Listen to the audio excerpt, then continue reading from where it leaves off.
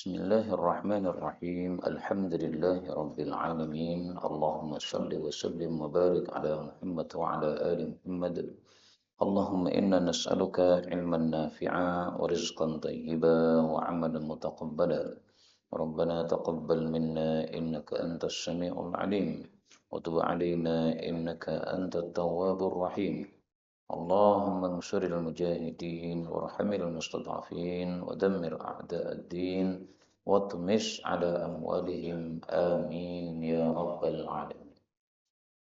Alhamdulillah kaum muslimin rahimakumullah, kita lanjutkan kembali ke pengajian hadis dari kitab Al-Jami' As-Shaghir karya Al-Hafidh As-Suyuti rahimahullah taala.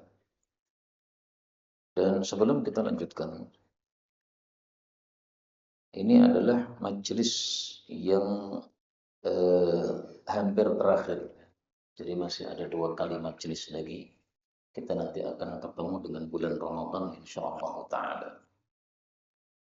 Nah, mudah-mudahan semua kita mendapatkan berkahnya Ramadan dan Lailatul Qadar. Amin ya rabbal alamin.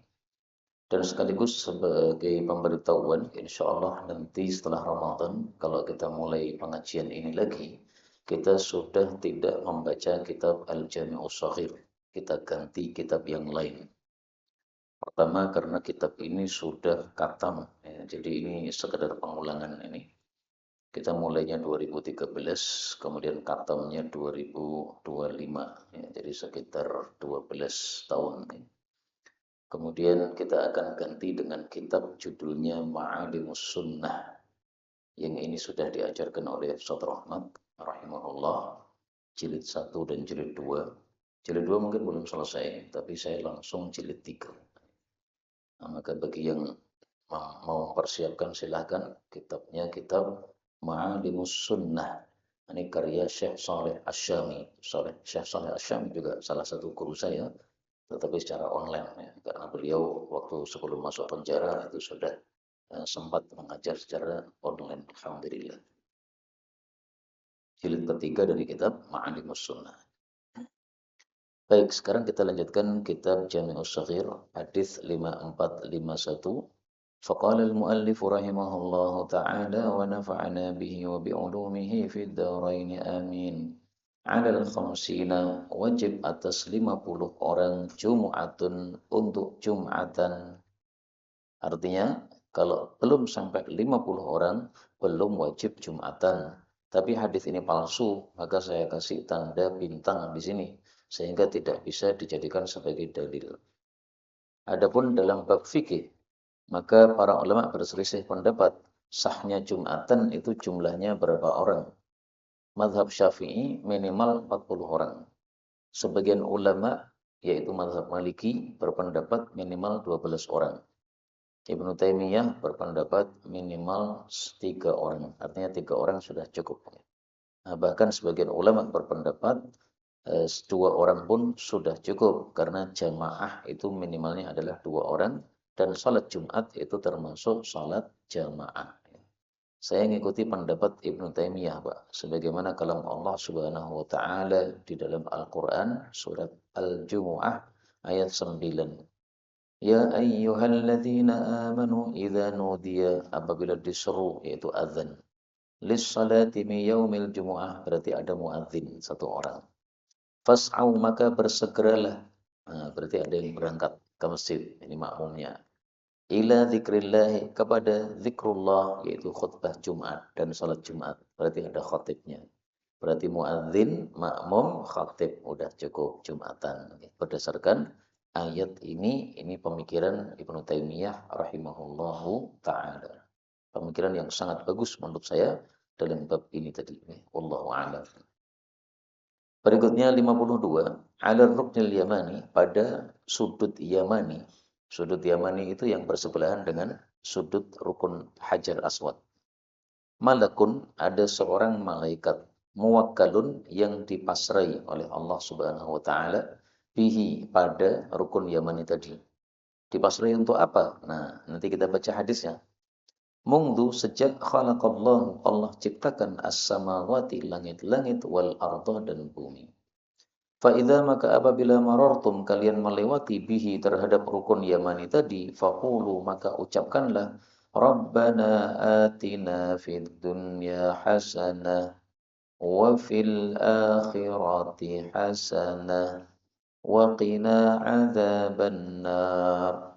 Wahai Rabb kami, berilah kepada kami di dalam dunia ini kebaikan dan di akhirat juga kebaikan, dan jagalah kami dari siksa neraka. Fa innahu maka sesungguhnya si malaikat tadi yaqulu dia akan mengatakan amin amin. Tapi hadis ini derajatnya dhaif, Pak.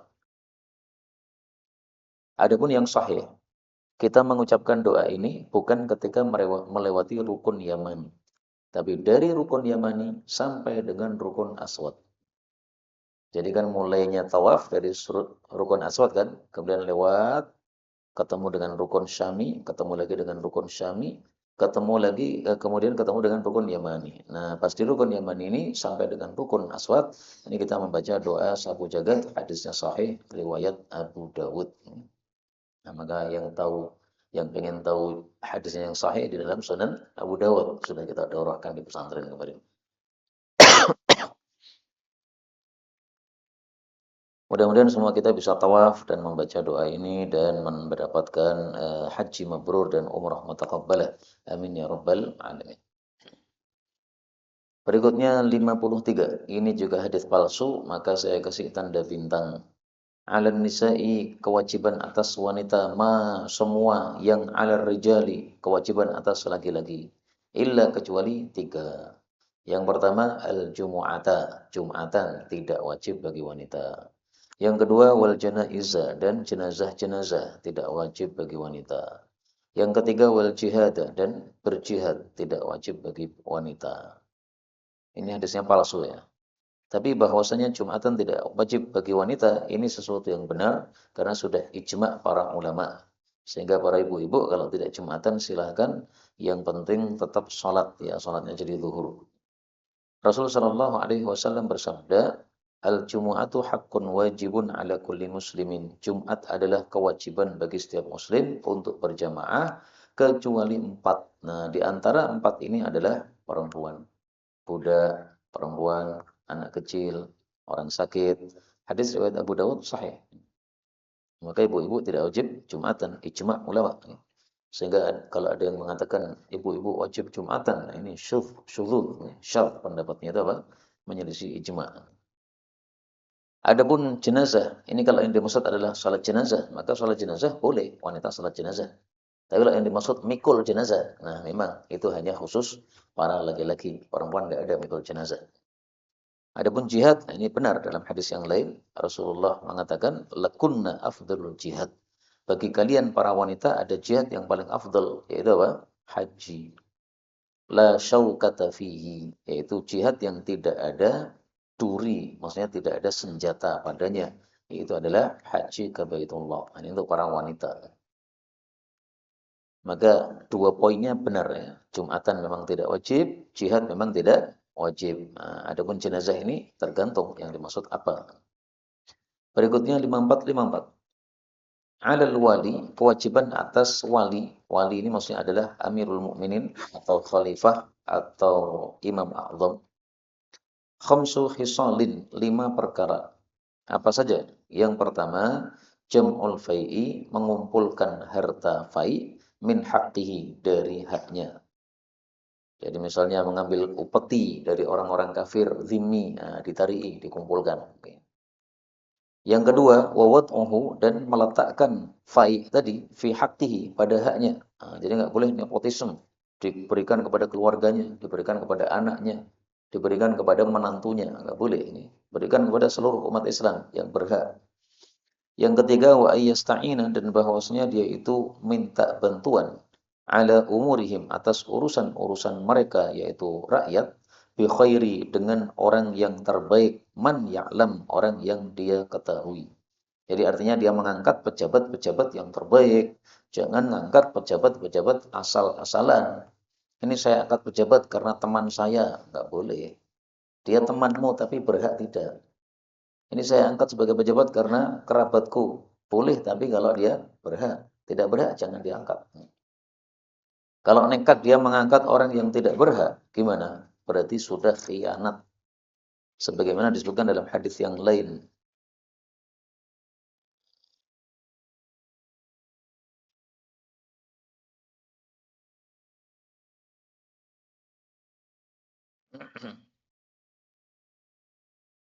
Faqad khanahum.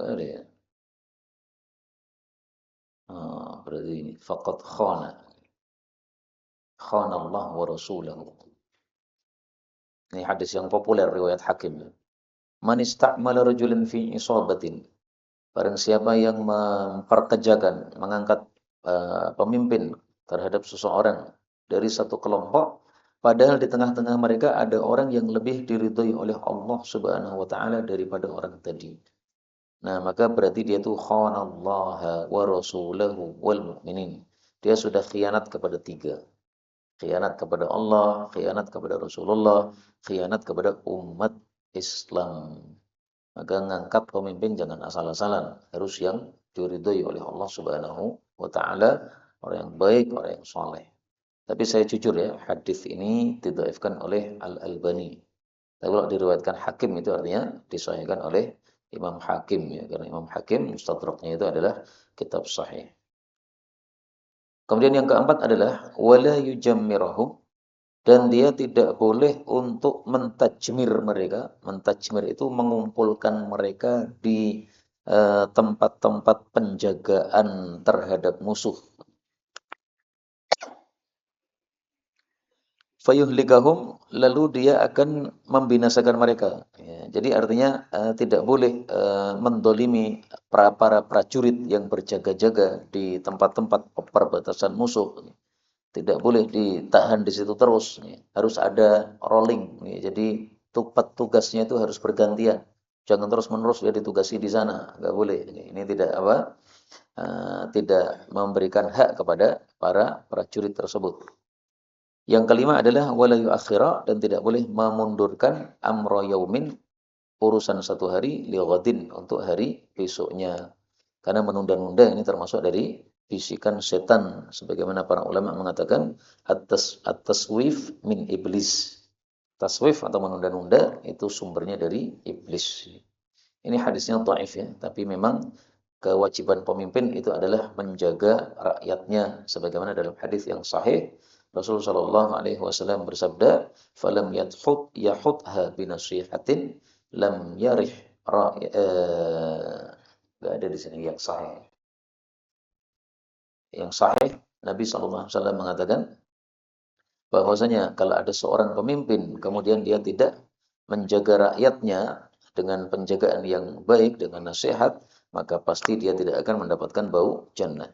Demikian juga dalam hadis yang sahih, Nabi SAW mengatakan bahwa Allah akan bertanya kepada setiap pemimpin tentang kepemimpinannya itu atau tentang rakyatnya, ahafidha dzalika am dhayya'ah. Apakah dia itu menjaganya atau dia menyia-nyiakannya. Nah, maka kewajiban-kewajiban tadi harus dilakukan. Berikutnya 5455, alal yadi, atas tanggungan tangan, ma akhadat, apa yang dia ambil, hatta tu'addiyahu, sampai dia menunaikan atau mengembalikannya. Jadi kalau ada barang mengambil sesuatu, ada tangan mengambil sesuatu, maka dia bertanggung jawab terhadap barang tadi sampai dia kembalikan. Misalnya, ada orang maling barang ini. Setelah dia maling, kemudian dia ingin tobat, Pak. Akhirnya dia kembalikan barang ini kepada pemiliknya. Tapi ketika dikembalikan, barangnya sudah rusak. Jadi pas dia bawa itu ternyata rusak. Nah, maka dia bertanggung jawab karena dia membawa. Demikian juga misalnya seseorang utang 1 juta. Dia bawa pulang uang 1 juta. Ternyata dijambret di tengah jalan. Atau uangnya jatuh di tengah jalan. Nah, maka uang jatuh itu tanggung jawab dia. Kenapa? Dia akhadat. Tangannya itu mengambil. Ya. Jadi mengambil ini umum ya. Mengambil utangan, mengambil maling, dalam keadaan maling, apapun pokoknya mengambil, maka dia berkewajiban untuk menunaikannya. Dia bertanggung jawab sampai dia menunaikannya. Apakah ada pengecualian? Ada. Misalnya titipan. Kalau titipan, maka barang yang dititipkan kepada saya itu bukan tanggung jawab saya. Meskipun tangan saya mengambil barang titipan tadi dari orang yang sudah menyerahkannya kepada saya. Dia mau pergi, kemudian dia titipkan motornya kepada saya, karena dia akan pergi lama. Nah, kunci motornya saya ambil, motornya saya bawa ke rumah, karena dititipkan kepada saya.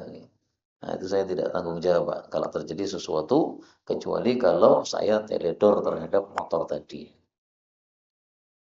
Istilahnya dalam fikih itu ada yadu doman, ada yadu amanah. Ada tangan yang menanggung, ada tangan yang amanah. Kalau tangan yang amanah ini tidak menanggung. Orang dititipi itu berarti dia diamanai. Nah, maka tangannya tidak menanggung kecuali dia berbuat teledor tadi. Berikutnya 56. Ala pada angkobi pintu-pintu Al-Madinah, kota Madinah. Itu malaikatun, ada para malaikat. La yadkhuluha, tidak masuk ke dalam Madinah at-ta'unu, wabah penyakit, walad dajjalu, tidak pula dajjal. Ini fadilahnya Madinah, dan para ulama mengatakan ini khusus Madinah, sehingga Mekah tidak termasuk. Karena itulah Imam Malik, demikian juga Ibnul Hajj, Al-Maliki, dan yang lain-lain berpendapat bahwasanya Madinah lebih utama daripada Mekah. Tapi kalau mayoritas ulama berpendapat Mekah lebih utama daripada Madinah. Bahwasanya Madinah punya keistimewaan yang tidak dimiliki Mekah, oke, nggak ada masalah. Tapi tetap Mekah lebih utama secara umum. Buktinya apa? Salat di Mekah seperti salat 100.000 kali salat. Tapi salat di Madinah hanya 1.000 kali salat. Nah, berarti lebih utama kota Mekah. Dan dua pendapat itu sebenarnya kita bisa kompromikan, yaitu bahwa kita mengatakan Mekah lebih utama dari Madinah. Kecuali bagian tubuh, tempat tubuh Nabi Muhammad SAW. Itulah tempat yang paling utama. Karena Allah pilihkan sebagai tempat jasadnya Rasulullah SAW. Nah, satu kota kecil itu saja yang lebih utama daripada kota Mekah. Berikutnya 57. Ala, wajib atas ahli penghuni kulli baitin, setiap rumah, ayat bahu, untuk menyembelih syatan, satu kambing, fi kulli rajabin, pada setiap bulan Rajab. Maka disebut Rajabiyah, ya, sembelihan bulan Rajab. Wafi, dan pada kulli, setiap adha, Idul Adha, syatan, satu kambing lagi.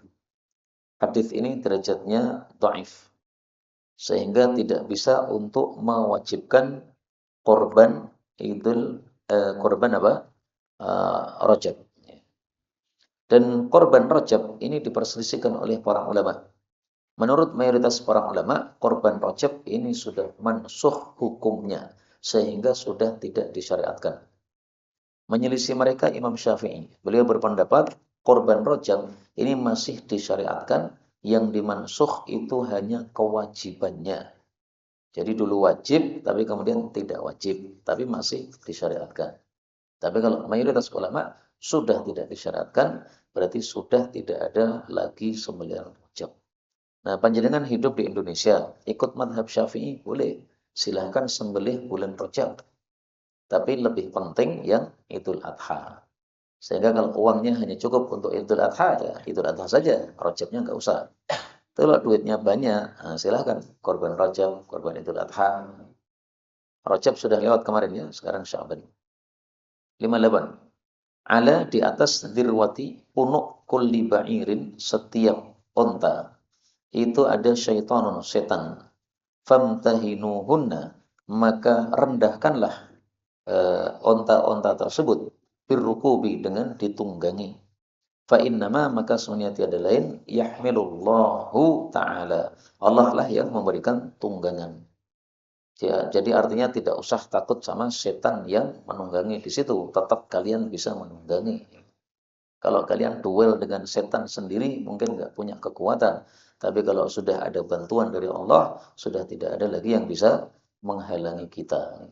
Jadi di atas punuknya onta ada setan, tapi kita tunggangi, gak apa-apa, masih bisa. Karena Allah lah yang apa memberikan kita kekuatan untuk menunggangi tersebut. Kalau Allah tidak kasih kita kekuatan, ya gak mungkin bisa menunggangi onta, Pak. Berhadapan dengan setan kita. Dan kata-kata setan ini ada dua tafsiran ya. Ada yang menafsirkan setan ya setan. Artinya di situ ada setan di situ. Setannya bercokol di situ. Tapi nggak tampak oleh mata karena setan nggak terlihat. Ada juga yang menafsirkan ini maksudnya majazi. Majazi apa? Orang yang naik onta itu biasanya akan muncul sifat sombong. Karena onta itu termasuk kendaraan mahal, Pak. Sehingga kalau naik kendaraan yang mahal, nah, ada perasaan saya ini orangnya kaya, saya ini orangnya apa kendaraannya bagus. Nah, maka munculnya sombong yang sumbernya dari setan, maka diungkapkan di sini bahwa di atas punuk onta ada setan. Nah, zaman dulu naiknya onta, sekarang naiknya motor. Nah, berarti maksudnya setiap motor yang mewah-mewah, yang gede-gede itu, ya. Nah, itu di atasnya itu ada setannya itu. Ya. Karena itu, kalau ada setannya begitu, nah, kita hendaklah berzikir kepada Allah Subhanahu Wa Taala ketika menungganginya, sehingga tidak muncul perasaan sombong ketika menunggangi kendaraan tersebut. Berikutnya 59. Ala dhahri di atas punggung kulli ba'irin setiap onta syaitanun ada setan. Ini sama ya terjemah apa tafsirannya ada dua dari. Fa idza maka apabila raqibtumuha kalian itu mengendarai onta-onta fasammu maka sebutlah Allah nama Allah Subhanahu wa taala yaitu membaca bismillah dan doa mengendarai kendaraan.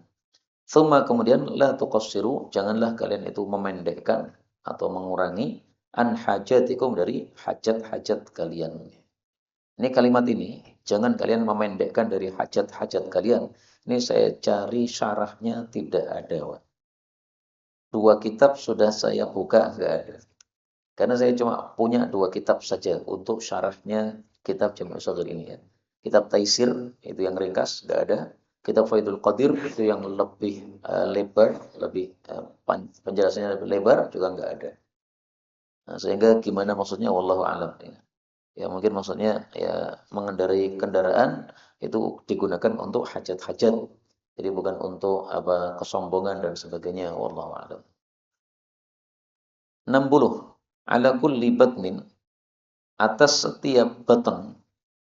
Batn itu adalah kabilah kecil. Okulatun itu ada eh, diat.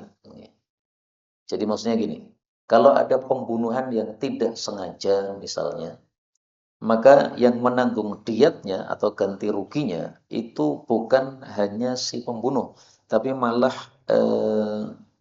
keluarga-keluarganya. Nah, terus yang menanggung itu siapa? Kulli batnin, setiap batn. Batn itu adalah kabilah kecil. Kalau dalam bahasa Arab itu ada istilah-istilah ya. Kalau kabilah itu besar. Kalau batn itu bawahnya. Kalau fakhid, nah itu bawahnya lagi. Jadi kalau seperti di Indonesia itu ada RT, RW, kemudian apa? Kecamatan. Nah, maka eh, apa dari kecil ke besar gitu maksudnya. Nah, maka kalau ada pembunuhan yang tidak sengaja, misalnya nabrak orang sampai mati, nah yang menanggung itu siapa? Ya setiap batannya, ya setiap kabilah kecilnya orang yang menabrak tadi. Maka ukulah ini maksudnya apa? Dari kata-kata akal itu nama lain dari diat atau ganti rugi ketika ada pembunuhan yang tidak sengaja. Ini tafsiran yang populer untuk hadis ini. Ada tafsiran yang kedua. Yang dimaksud batan di sini bukan masalah pembunuhan tadi ini. Arada bil hadis diyatal janin idza qutila fil batn. Nah, jadi ala kulli batnin atas setiap perut maksudnya kalau ada orang hamil kemudian orang yang hamil ini dibunuh atau ketabrak kemudian mati misalnya. Nah, maka janinnya itu ada okulatun, ada diatnya. Jadi janin yang dikandung oleh ibu tadi itu tidak gratis. Meskipun dia mungkin berusia masih 4 bulan. belum ditiup ruh misalnya, atau 3 bulan belum ditiup ruh, tetap saja itu harus ada ganti ruginya. 61. Ada kulli sulama, wajib atas setiap persendian minan nas min ibni Adam, dari manusia, fi kulli yaumin, pada setiap harinya, sadaqatun, satu sedekah. Berarti sedekahnya berapa? 360 kali, karena persendiannya jumlahnya 360, sebagaimana dalam hadis riwayat Muslim, thalathu sittuna wa thalathu mi'ah mifsal. Wa yujzi'u, dan mencukupi, an dzalika, dari sedekah sejumlah 360 tersebut, kullihi, semuanya, rakaata ad-duha, 2 rakaat salat duha.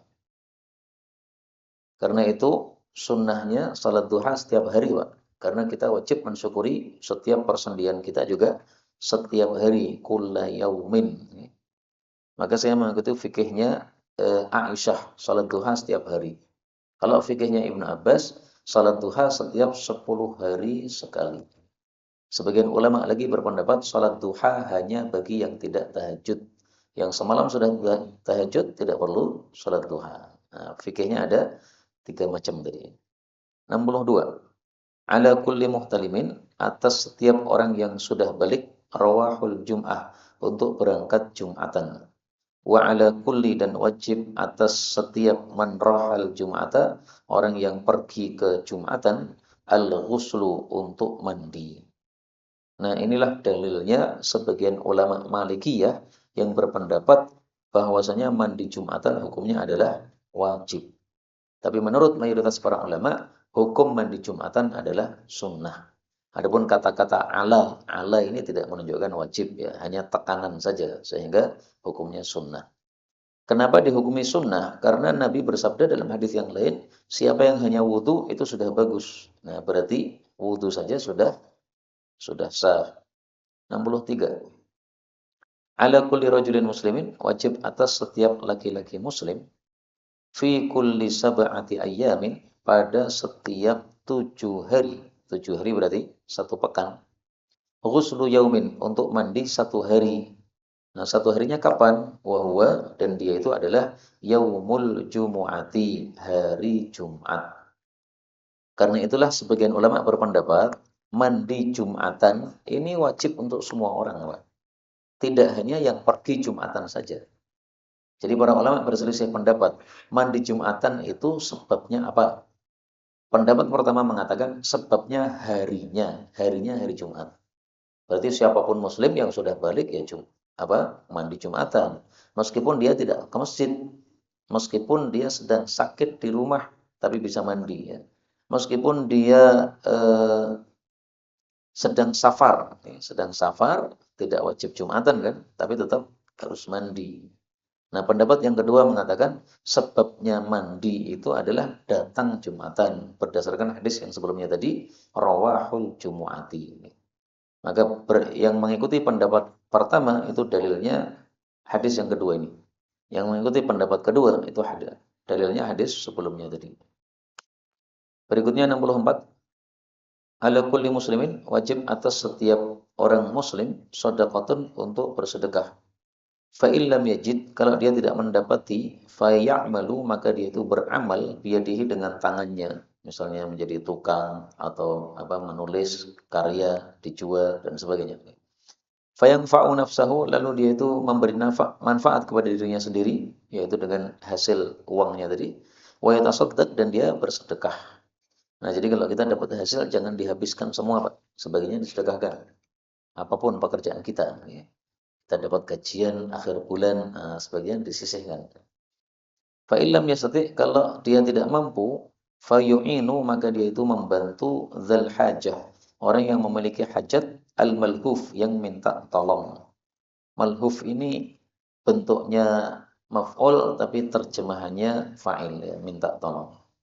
Fa illam yaf'al, kalau dia tidak bisa melakukan juga, fa ya'muru, maka dia menyuruh bil khairi, dengan kebaikan. Jadi menyuruh kebaikan saja itu sudah ada pahalanya, Pak. Seperti yang dilakukan oleh Ustaz Rahmat yang kemarin baru wafat, ya, rahimahullah ta'ala, paman saya. Nah, itu sok-sok itu di WA, itu dia mengatakan, ayo tidur semuanya sudah jam 23, ya, supaya besok bisa sholat tahajud dan bisa sholat subuh. Nah, cuma nyuruh saja. Ya. Ada orang melakukan atau tidak melakukan bukan urusan. Ya, yang penting menyuruh itu sudah dapat pahala. Fa'ilam yaf'al, kalau dia tidak melakukan juga, fayumsiku, maka dia menahan anis syarri, dari keburukan. Jangan melakukan keburukan. Fa'innahu, maka sesungguhnya hal tersebut lahu sedekahun, bagi dia sebagai sedekah juga. Ringkasnya apa? Setiap kebaikan bernilai sedekah. Maka sedekah dengan infak itu berbeda. Kalau infak itu dengan harta, kalau sedekah itu dengan perbuatan baik apapun juga. 65. Ala misli Ja'farin, atas semisal Ja'far bin Abi Thalib, sepupu Nabi, fal tabki, maka adalah menangis al-baqiyatu, seorang perempuan yang menangis. Jadi maksudnya pantasnya menangis itu kalau yang mati seperti Ja'far. Kalau yang mati orang biasa, tingkat imannya tidak seperti Ja'far, enggak usah ditangisi. Tapi hadis ini derajatnya dhaif, Pak. Sehingga menangis ya boleh saja ketika ada orang mati. Yang tidak boleh itu adalah meratap-ratap. Tapi dalam kasusnya Ja'far ini, Rasulullah Shallallahu Alaihi Wasallam suruh keluarganya hanya menangis sampai tiga hari saja. Amhala, Nabi memberikan tempo salasan, selama 3 hari. Tsumma atahum, kemudian setelah 3 hari itu, Nabi kemudian mengatakan, la tabku ala akhi ba'dal yaum. Kalian jangan menangisi saudaraku lagi setelah hari ini. Yang dimaksud saudaraku adalah Ja'far tadi. Kenapa disebut saudaraku? Pertama, selain dia itu adalah seorang muslim, berarti saudara sama muslim, juga karena Ja'far ini adalah sepupu Nabi sallallahu alaihi wasallam, ya. Jadi anak-anaknya kan Ali, anaknya Ali kan, Ali paman Nabi. Nah, ini sepupunya Nabi sallallahu alaihi wasallam. Jadi saudara sepupuan. Karena itu kalau bisa ya menangis dibatasi 3 hari aja ya. Enggak usah nangis lagi setelah 3 hari itu. 66. Alama, atas dasar apa yaqtulu, membunuh ahadukum, salah satu kalian, akhahu, saudaranya sesama muslim. Idza, jika ra'a, melihat, ahadukum, salah satu kalian, min akhihi, dari saudaranya, ma yu'jibuhu, sesuatu yang menakjubkannya, falyad'u lahu, maka adalah dia mendoakan untuknya, bil barakah, dengan keberkahan. Jadi maksudnya kalau mata kita melihat sesuatu takjub, itu supaya orang yang kita lihat tidak mati, tidak sakit, maka hendaklah kita mendoakan barokah. Barakallahu fiik. Semoga Allah memberkahi Anda. Melihat anak kita menarik, menakjubkan, melihat istri kita, melihat hartanya orang lain, apapun ya, doakan berkah. Selain doa berkah, bisa juga kita mengucapkan seperti yang di dalam surat Al-Kahfi. La quwwata illa billah. Tidak ada kekuatan kecuali Allah Subhanahu wa ta'ala.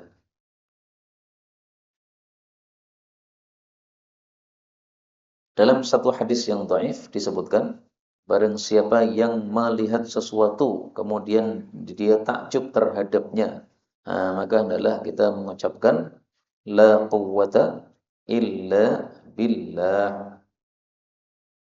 Masya Allah, la quwwata illa billah. Maka barang siapa yang mengucapkan Masya Allah, la quwwata illa billah, lam tadurrahul ain, maka matanya itu tidak akan menyebabkan madharat.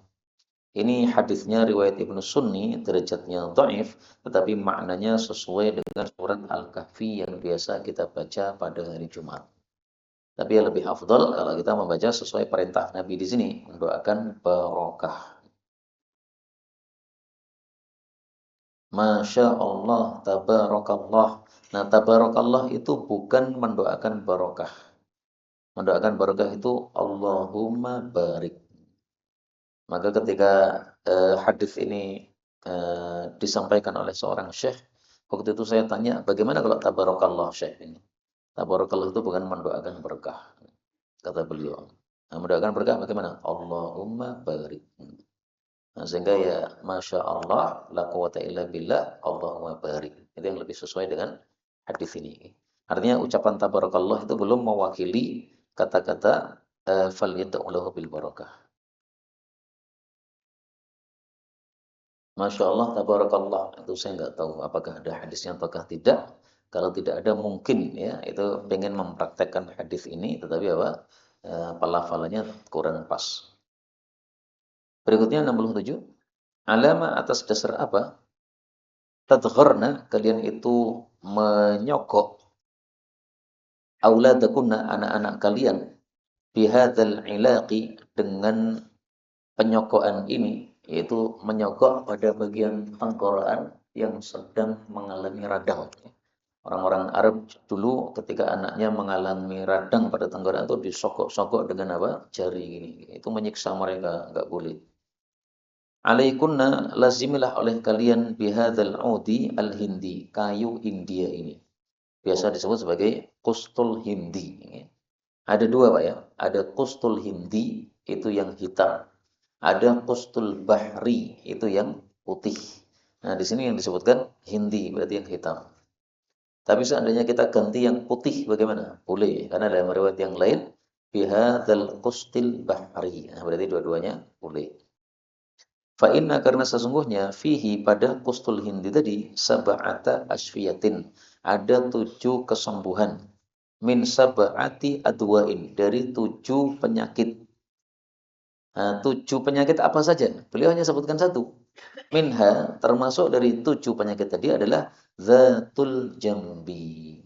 Zatul jambi itu adalah penyakit radang selaput dada.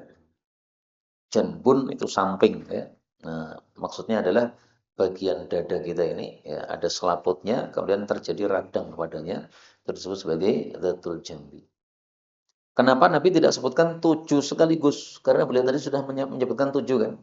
Para ulama mengatakan karena beliau tidak diutus sebagai dokter sehingga beliau hanya sebutkan satu. Seandainya beliau diutus sebagai dokter ya akan dirinci 1, 2, 3, 4 sampai 7. Wayus'atu dan digurah pada hidung bihi dengan kustul hindi minal udhrah dari penyakit udhrah.